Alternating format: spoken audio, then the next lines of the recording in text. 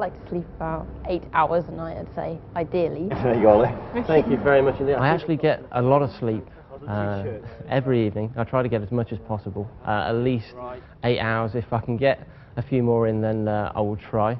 Pick your sizes, any size. I'm usually out late on a weekend, but I usually will sleep, and I will stay around the house and just kind of nod off in the afternoons. And they're off, with just 59 hours, 59 minutes and 55 seconds to go.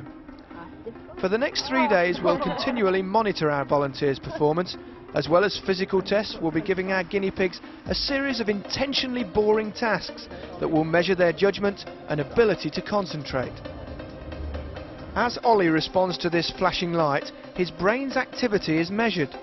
The smooth lines on his EEG mean he's awake and alert. And a driving test will record the volunteer's ability to stay on the road. 60 hours is a long time, but all stimulants like tea and coffee, even chocolate, are banned from the human zoo.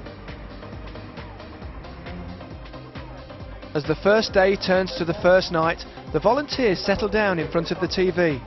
To help make sure they don't drop off, there's a security guard and a team of student minders. It's getting to about 2:30, we're getting a bit tired now, to tell the truth, and we're trying to do things to keep ourselves going.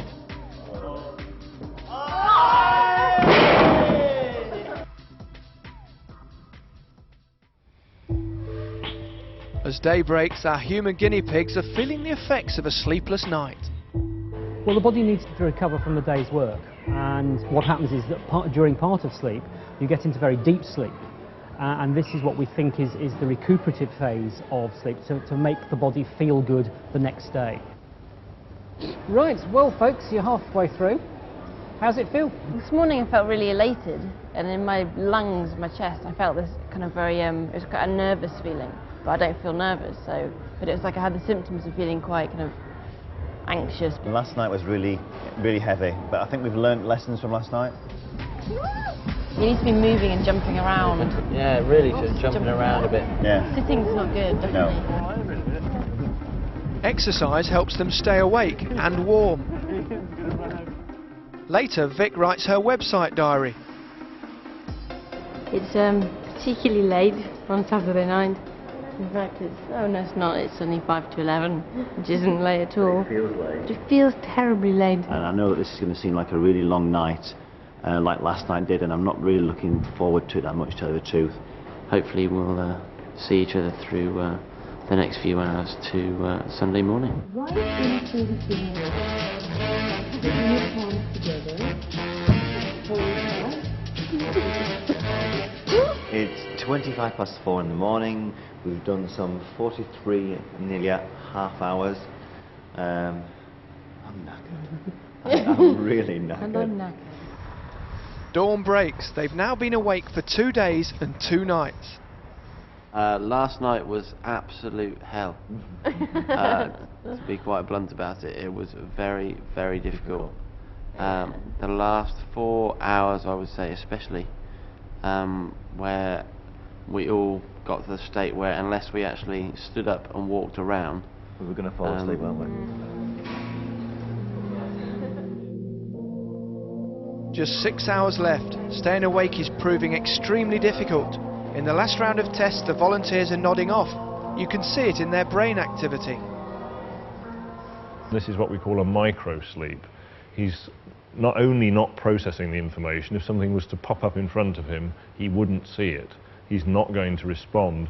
And that's also reflected in the eye channels here. We've got slow rolling eye movements lasting several seconds, and that typical pattern you see as somebody begins to sort of nod off.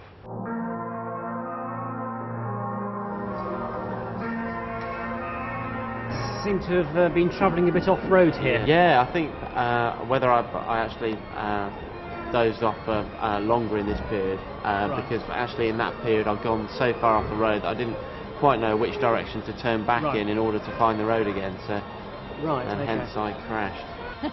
The 60 hours is nearly up, and even the thought of sleeping in the zoo is enticing.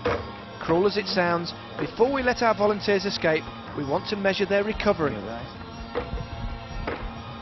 10, 9, 8, 7, 6, 5, 4, 3, 2, 1.